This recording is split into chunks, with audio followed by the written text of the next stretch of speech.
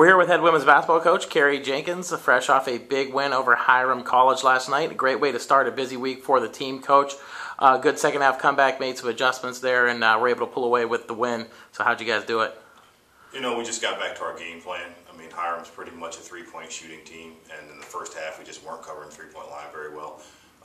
We went midway through the first half, switched to a zone, extended out a little bit, and really tried to put the focus on them getting to the basket and trying to make them score two-point shots. So we did a much better job of that from about the 10-minute mark of the first half on.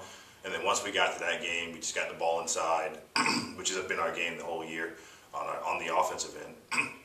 And just took advantage of some mismatches and just kind of really just played our game. We were a little disjointed early, but we kind of got it together and then regrouped and played really well from that point on.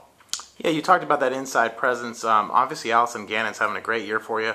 Sophomore coming into her own here. Talk about her growth maybe from her freshman season now to where she is here in her second year.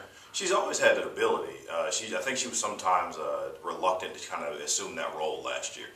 We had Syria Thomas was still here. We had Allison, Kelly. We had some other kids who were scoring, and Allison was reluctant to kind of step on toes and kind of assume that scoring position. But this year it's been a little bit easier for her, and we've put a premium and emphasis with the team with getting her the basketball and getting her opportunities, and it pays dividends. I mean, she's a great, well-rounded, skilled player, and when she gets touches, she does good things, and that's what's been the case the entire year. She's been really aggressive. She's been rebounding well, and the scary thing about Allison actually is I still don't think we've seen her best basketball, which is definitely still in front of her.